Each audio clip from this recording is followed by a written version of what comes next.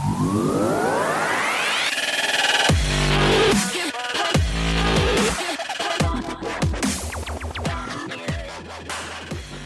to the Unlock Wellness Podcast. I'm Dr. Kasey, and today's guest is Michelle Kane. Michelle is on a mission to empower people to make kind choices and enjoy the many benefits of a plant-powered life. Michelle is the founder of the popular vegan lifestyle website, World of Vegan, co-author of the Friendly Vegan Cookbook, and co-creator of the Dairy Detox. She is also an avid photographer and filmmaker and uses all of her passions to help people make lifestyle changes easy and fun. So, Michelle, thank you so much for taking time to join me. I'm excited to have you on. Thank you so much for having me. It's such an honor to be here. Yeah, so for those of you listening, actually I was connected to Michelle through Tony Okamoto, who was a guest on the podcast on episode 36. So if you haven't listened to Tony's episode, go back and check it out. She's awesome.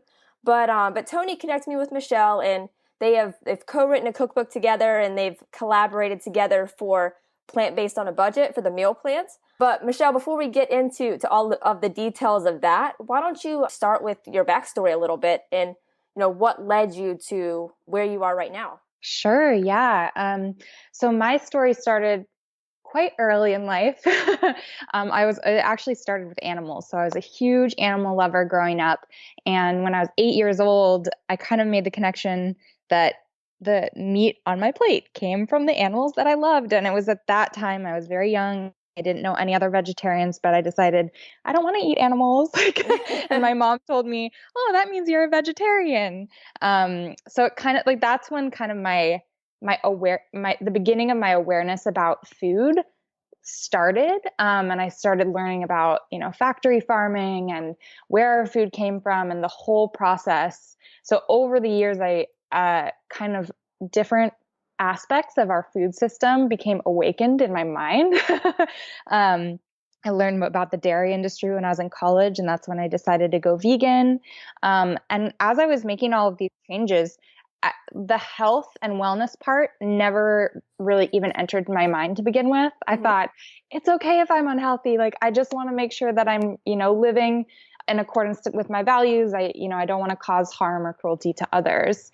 And it was after I made the shift and decided to go vegan that I started really tuning into health, because I was like, well, I need to make sure that I'm still being healthy for my body. And that's when I started just doing a lot of research, reading books, watching documentaries, talking with health professionals. And I realized that, oh my gosh, like, not only is this helping animals, but this is actually incredibly beneficial to my body, like to just my general health and wellness. Eating vegan or eating plant-based can be one of the most healthy ways to live. And so as I started to kind of like uncover those truths that are so kind of hidden away in our society of just like advertisements and slogans from all these big industries and processed foods everywhere. Well, that process is kind of hidden, whenever you start to really think about how did this get here, all of it's kind of hidden within all of the commercials and, like you were saying, the campaigns on TV and all of that. Yeah, everything is behind closed doors. And when you go and like you hold a package in your hand, and if like images were to flash through your head about how that got there, if for like the vast majority of the stuff like in the center of the supermarket, we would be horrified. We would drop that and run a million miles in the other direction. Right. But then you hold like a vegetable, or you hold, some quinoa or whatever, and that story is not traumatic at all. So just everything started to kind of align and click for the animals, for the planet, for health, for well-being, for just every issue that I cared about seemed to click with my daily food choices, which is what I'm spending the most of my consumer dollars on. It's a great way that we can vote and treat ourselves well. So just everything kind of came together and clicked. And now this is like my huge passion is just showing other people that it's accessible, it's easy, it can be affordable, it's fun, and just making living a healthy, compassionate life accessible to all. Yeah, that's awesome. And I love that you added in there that it's the easiest way to vote. I don't, I've seen this in a few different places, just a quote that's similar to that, but just saying like you have the opportunity to vote 3 times every single day. And the food choices that you make determine a lot of these issues that are related to, like you were saying, environment, obviously healthcare. I mean, all of these choices Yeah, are workers' rights, like workers' rights, everything. everything. Yeah. So you have a huge opportunity to really make a difference. And it doesn't just happen on every 4 years you vote for, a politician. Like you have the opportunity to make a difference by the food choices that you're making. Yeah, absolutely. And it's not only that you have the opportunity to make a difference, you You are do. literally Right. you're voting every day, you're voting every time you spend a dollar anywhere, and you're voting every time you sit down to eat. And so a lot of people don't think about that, but like you're voting. So if you're voting for crappy things, like you are actually voting for more of those to be made and Yeah. for that to be more prevalent in our society. So yeah, we have a lot of power and we're all using it. It's just I think we're not all aware that we're using Yeah, it. no, that's awesome. Yeah, so you started to, make that transition. So was there any obstacles that you had doing that? Or was it just pretty seamless because you were just following your values and everything kind of fell in place? Or, what was that like for you? Yeah, there are definitely obstacles. I see it as kind of like it was a learning curve for sure. So Hmm. at first you feel like you're like hiking up the mountain, and then like once you figure it all out, it's like roller skating downhill. But the big one for me, as it is for so many, was dairy. So I had Hmm. decided, okay, I want to eat vegan. And I would like go get a burrito and be like, oh my gosh, what? I can't have cheese on there. Like this is gonna be horrible. Or Like how am I gonna pizza, live? like, Yeah, right. pizza. Like I ate cereal like all of the time, all of my life, and I was like, what am I gonna put in there? So I started adjusting my palate and getting it used to soy milk and almond milk and rice milk and hemp milk and all these other milks that are now out there. And I realized like instead of cheese, you can just put some avocado and salt. I just started learning all of these Right. uh, Hummus. options. Yeah, hummus. All these options that made the scary things that I thought I would be sacrificing Hmm. to live without. It made me realize, like, oh my God, there's this whole other world of amazing, delicious food that it actually expanded my diet and expanded my horizons on food more than I ever expected. Isn't it crazy, like how food is one of the most, and I know you know this because of the field that you're in, but food is like one of the most controversial things to talk about with people. People are so attached to food, and it makes sense because what we eat is what we are, and that forms our thoughts and our actions. But like cheese is a whole another level of like attachment, and like people get extremely I'm trying to think of the word. Defensive about cheese. Like I think that's one of the biggest arguments of going plant based is you hear, oh, I can never give up cheese. Like, isn't it crazy how attached people are to that? Like it blows my mind. Yeah. Yeah, and it makes sense. We dig into this in the dairy detox a bit, but when you think about it, so cheese is like a concentrated form of milk sort of, and it's high in fat, it's high in sodium, it's high in all these things that our bodies have evolved to crave, of course, but also like this is made from milk that was meant for from a mother to a baby cow. So like in this mother's milk are these things called casomorphins, and it actually like makes the baby cow kind of create it like triggers in the brain pleasure centers, Hmm. right? Like it, and it makes the babies like crave more of it, want to come back and drink more of mother's milk because they need that to grow. And so when we're eating that as adults, like it's just, it got these literal addictive factors in it. So no wonder we're so attached. I mean, I look back on how scared I was to give to quote give up cheese, although now I eat plant-based cheese all the time. Um, and it makes sense. Like, oh yeah, like this is something that was created to be craved. Hmm. It needed to be consumed because it had to grow this tiny calf into a huge heifer. Like 1,600, 2,000 pound cow. Like Yeah, it's 2,000 insane. pound cow. Yeah. Yeah. Fast too. Yeah. Yeah, no, that's so true, and it's like, and there's so many, I know that we've seen it's pretty common to see these in a lot of the documentaries coming up, which is awesome. But we're the only species to drink the milk of another species, you know? Like Yeah. it's just crazy because like you were saying, like a cow's milk is made for a baby cow. Like Yeah. a human's milk is made for humans. Like it's kind of weird when you think about it, like it's not made to mix and match. It just doesn't make sense. Yeah, it's been designed by years of evolution to be the perfect growth formula for that mother's baby. So cow's milk is formulated different than human's milk. It's got different ratios of proteins to sugars to all the different things.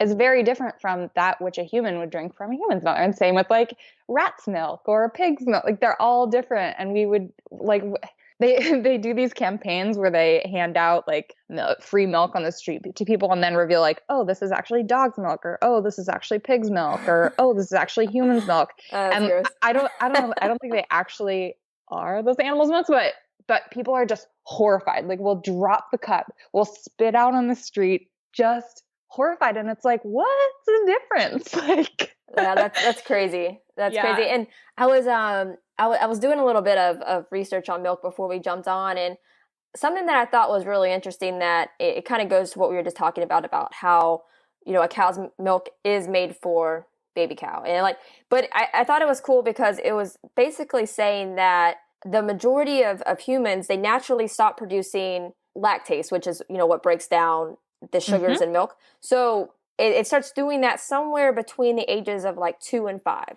So typically when a baby would start to wean off nursing, right? So, you know, for most normal conditions, this happens like after, let's say, a baby is weaned or after a cow is weaned. Then these enzymes start to drop off.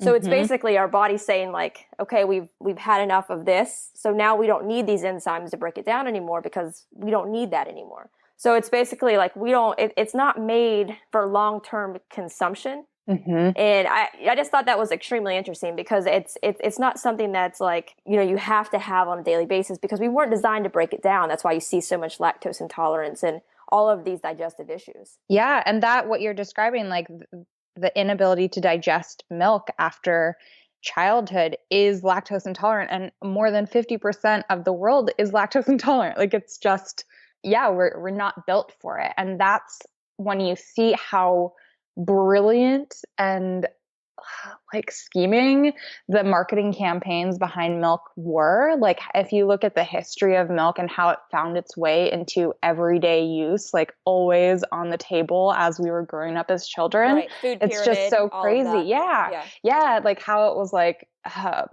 brought in by the government or there's surpluses. So then they have to create these big marketing campaigns to like use up the milk, and then people are used to it. So they're always like just how it became a part of our diet was nothing to do with health and nutrition and only to do with, you know, industries producing things and it needing to be sold. Right. That's it. Like it's profit and it's a business. Just, yeah, right. It's a business. And now it's more, I mean, it's sad. I mean, now it's more government because what an impact that the dairy industry has. And that's a whole nother topic. We don't have to go off on a tangent with that, but I mean, it is crazy to think about how it became such a crucial part of what, you know, our food pyramid and all of that. Right. Yeah. One of the things I'm optimistic about is that you see so many now dairy companies that are starting to make soy milk and almond milk and all these other milks. So many. Yeah. And a lot of people say, oh, don't support that because they're the dairy industry. But it's with the government ties, it's going to be very difficult to just shut down these huge industries that are so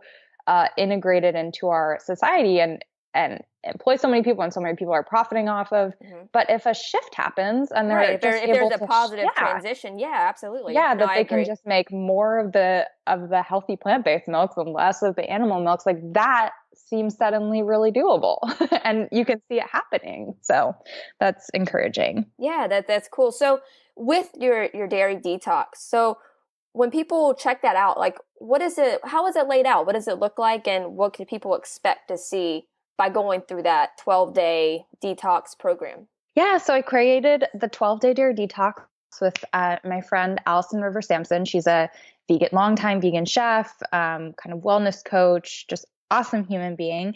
And we structured the program so that it would be very kind of accessible, not too stressful. We made it just 12 days. And so when someone is like, I want to do something healthy for my body, they may not like know everything, but like maybe they've heard milk's not great for them or whatever, just want to kind of give it a try and get used to some other plant-based options in there. Then they sign up and we created a whole video series. So every day in your inbox, you get like a new video from us covering a different topic. So one day's on nutrition, one day's on milk specifically. We talk about cheese. We talk about like butter and other dairy products. We talk about, we have a day that's on the environment and like kind of the impacts of our food choices on the environment. So we kind of comprehensively cover the topic of dairy, but broken up into little tiny digestible and fun videos that you just get every morning. And then we also include tons of different recipes. So on the day that we're focused on cheese, we have like some recipes for DIY cheeses and some products to look out for in the grocery store. So there's kind of little lessons that can be integrated or little things that can be practiced along the way of the 12 days. And it's been really, really fun. We see like we have a little online community on Facebook for our dairy detox community, and people like share when they're making their very first almond milk and they've tried their first cheese and kind of what it's like, or they share their struggles, and then all these people kind of swoop in to give suggestions and help. So it's been a really just like empowering and awesome to be a part of helping people along this journey towards positivity and health and well-being. That's cool. No, that's great that you have the community. It definitely makes it more doable, because I mean, whenever you look at something like, like if you make your own coconut milk or make your own almond milk, those things are it's so easy to make. It's way easier than what people think it is. So if you see, a few people making it in a community, or your friends are making it, and they're making it fun and simple, like that's a game changer. Yeah, it definitely helps to have the camaraderie of it. Or like if you go and try vegan yogurt from the grocery store, like half of them out there are really delicious, but half of them out there are really gnarly. So if you try that and then you just decide this is how they all taste and you give up, like it just really helps to have the like people there to kind of crowdsource the information. And I know when I kind of evolved to eating vegan and eating plant-based at that time, like nearly a decade ago, there were not a ton of options. There was not really anyone making videos. There were not like courses and bazillion cookbooks, and like the resources were little, and the community was only local if you were lucky enough to have that local community. So a big part of my mission now is just to make sure, like with the technology available to us today and like all of the amazing choices and recipes and everything that makes living this way so amazing and delicious, I just want to make sure that people have that support network and have those resources right at their fingertips. Absolutely. I mean, the amount of transition foods that's now available is really cool. And, and I'm not saying like, I mean, obviously, and this too, like there's so many not good vegan foods or not good vegan transition foods. Definitely. But I mean, listen, if you're going to occasionally use a vegan cheese or occasionally have one of these like frozen veggie burgers, I mean, that's not really different than whenever you have like a cheat meal as a non-vegan. If you're having a pizza night as a and you're not vegan, and I mean, you're not eating well that day, right? I mean, there's always transitions, and some are worse than others, but it's just being better most of the time. And then every once in a while, if you want to use some of these processed things, then that's okay. It's all about, moderation with what you're using. Yeah, I agree 100%. And for me, like, as I mentioned, my journey started with the animals. It was not about health. And so my progression was very much like, okay, I was eating a lot of processed vegan foods, but then as like I learned about health and nutrition and wellness and like had more of an understanding of that. And this is what I see in most people is that even if you're eating like a high transition food diet, like with a lot of the processed vegan foods, like you start to just shift towards healthier and healthier. Like why eat store-bought like ice cream when you can just whip up banana soft serve that's just bananas and nut milk in like 30 seconds, right? Like it tastes so good, and you're filling your body with the best foods. And it's guilt-free. That's always good. It just feels all around. Like you don't eat and then go, oh, why did I just eat all that?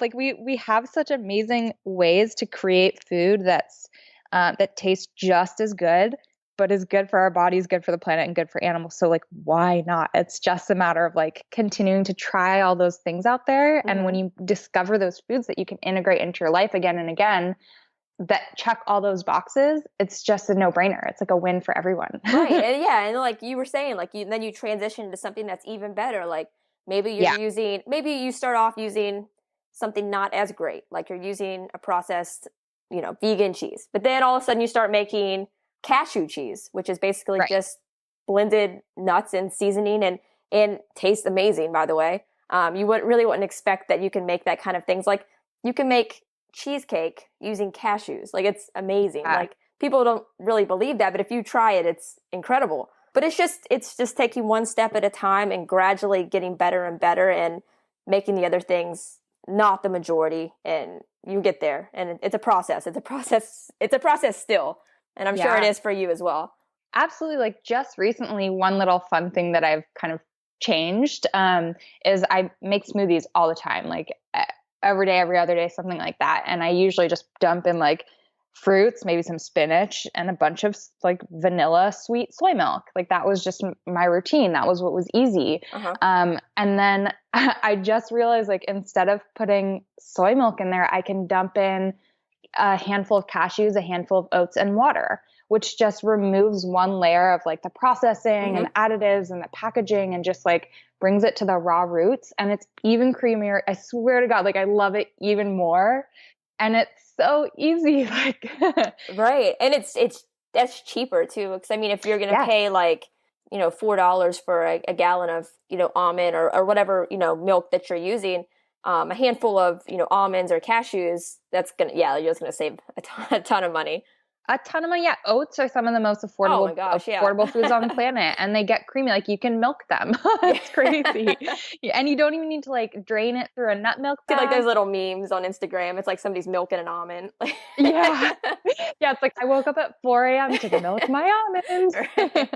That's funny. But before we jump off in a few minutes, Michelle, I did want to hit a few minutes of different misconceptions that people have with dairy and, consuming milk on a daily basis, just because I think that's kind of what holds a lot of people in is they want strong bones. They want their kids to be strong and, have strong muscle mass and strong bones, because that's what we've been taught at such a young age. So if we can just hit on a few minutes of different misconceptions and then different things that can clear up by making that switch. Absolutely. Yeah. The strong bones, we have a whole day, well, focused on nutrition and the dairy detox, but a big part of that is talking about calcium, right? We were all trained that we need to drink milk to get strong bones, which obviously isn't true, considering the human body wasn't even made to continue drinking milk since childhood. Like if we just start to like think it out rationally, we can realize like, oh yeah, how did we survive before we were drinking milk? Like obviously our bodies were doing okay. Right.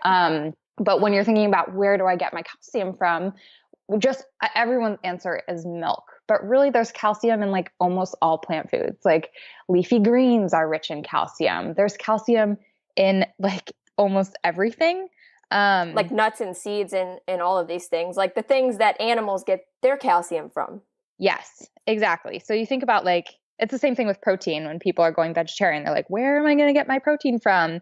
And it's like, well, where did the rhino elephants get there from? Where did the rhino, where does the gorilla? But I mean, avocados, butternut squash, almonds, like asparagus, cabbage, spinach, onions, like there's just calcium in everything. And if you're worried about it, I mean, the other thing is like if you're getting almond milk or soy milk or even like orange juice from the store, a lot of those things are enriched with calcium. If you're having cereal or any of those, which obviously these are more processed foods, but a lot of like the standard American diet foods are enriched with nutrients to add an extra layer. But I mean, you can always just Google calcium rich foods or vitamin D, or vitamin D's from the sunshine, but like whatever nutrient that you're worried about. Well, that's like one of the best things, that vitamin D3. I mean, that's more beneficial than calcium for your bones. And a lot of people don't know that. Yeah, definitely. Yeah, it's just the only thing you need to do with nutrition, or the first thing that you need to do, is just think about it logically, because so much of what we've been fed is from industries trying to sell products. And like a lot of the food, even in milk, a lot of the calcium and other nutrients in there are supplemented in cow's milk. Like those are just added supplements, just like they would be in orange juice or in other foods. Right. And what's cool about, when you get calcium from plants, you're actually able to absorb it better because your body can actually process it. Whenever you have something like a fortified milk, you're not going to absorb all of that. And where dairy is so acidic, that's actually what's leaching the calcium from the bones and can actually increase the rates of osteoporosis, which is pretty counteractive from what we're typically used to hearing. But I mean, that's just what, studies are showing that is what's causing it. Yeah, there's a graph that looks at like the areas of the world where bone fractures are the highest. Mm-hmm. And it's the areas of the world where milk consumption is the highest. Like, so all these things that we've been taught, like drink milk so that your bones will be strong and they won't break. Like when you look at it, that doesn't really seem to be affiliated in reality. So yeah, absolutely. Yeah, that's cool. Turn directly to the source, which is the whole foods. Absolutely. the source of all. That's cool. And then did you want to talk about some of the results that because I know you're around it all day because you have this community, just some of the results people are seeing when they do this 12-day detox. Like I love that it's 12 days because you can give up dairy a day or two and you might feel something, you might not feel anything, but if you do, 12 days, even like 2 weeks, you can actually start to see benefits happening. So what are some of the things that you're seeing like throughout your community? Yeah, definitely. The first thing that people say is, I thought this was going to be so hard and it's so wonderful, or it's so much easier than I thought. So it just breaks down that barrier for people. And then once they've been doing it, we start to hear like, oh my gosh, my skin has cleared up. Mm-hmm. Like dairy can be a big contributor to acne that people have been struggling with and using all these like chemicals on their face, trying to clear it up. But it's really like from within the food that we're eating very often. So that's a big one. Digestive troubles, like, IBS, just various digestive things. People often feel better. Like so many things like congestion, like mucus that people often deal with on a daily basis, like kind of goes away. And then there's like bigger things long-term that we haven't heard our students talking about because this is more of a short-term thing, but things like making yourself less likely to get certain types of cancers, all these different long-term benefits for really significant diseases that end the lives of so many people. Like we can proof ourselves a little bit from having to experience that by eating healthier and cutting out the dairy and cutting out the meat too. Yeah, and I think it's cool because when you started to do it at a younger age as well, you were talking about like the sinuses and the congestion, like that helps so much with younger kids, and especially if they're having breathing issues or asthma issues.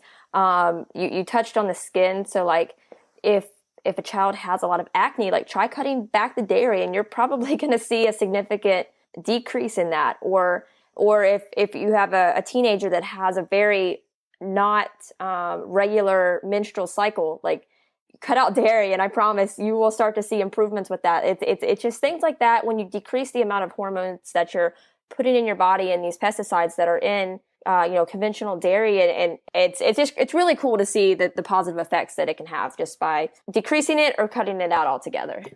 Yeah, absolutely.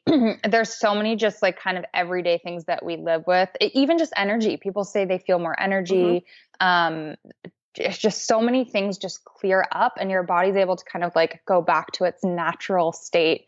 And you mentioned antibiotics, and it's just when you think about a mother, this is like a mother who just had a baby, so she's already like her hormones are raging. Like I had a baby 18 months ago, so I'm watching commercials right now, crying every 2 seconds. I feel you.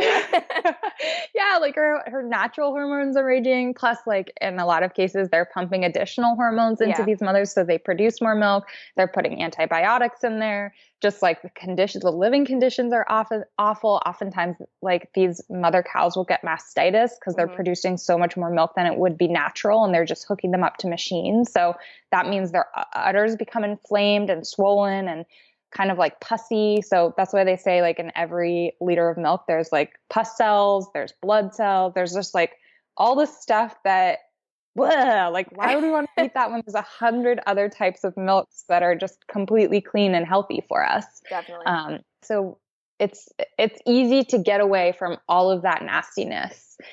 Yeah, it's just like a little bit of a transition, just learning the new options. Right, which is why I love what you're doing. And if you guys are listening, I do encourage you guys to go try out the her 12-day detox, because I mean, you don't know unless you try it. I fully respect everybody's decision on, I know this is a pretty controversial topic. I have close friends that feel the complete opposite, and I have nothing but love for everybody's opinions. But you don't know unless you try it. You don't know how it affects your body and how you feel until you try it out. And 12 days is an amazing stretch to really give it a go. So Michelle, what is the best way for people to not only follow you on social media and your website, but to try out the 12-day detox? That way they can really see how positively it can affect them. Yeah, absolutely. Well, you can sign up at thedairydetox.com. You can find all the information there. And we also have a cookbook if you just want to kind of explore a bunch of plant-based recipes and integrate them yourself. Yeah, and if you sign up, we'll bring you into the Facebook community. And it's just a very positive, non-judgmental. We have people coming into this from every stage of eating and everything. And we're just like a support network for you to try these new things. So yeah, I hope that people will check it out. If you want other resources, there's lots of free recipes and more over on worldofvegan.com with just kind of more information and recipes. Yeah, and I also make YouTube videos. So if anyone just kind of wants to get a sense of vegan living or just kind of more lifestyle stuff, I publish those every week over on YouTube. So Awesome. That's just like the World of Vegan YouTube channel. Yeah. Cool. And then what about like Facebook and Instagram? Absolutely. So on Facebook, we're just facebook.com/the dairy detox, or you could just look up the dairy detox, and we're pretty active on there.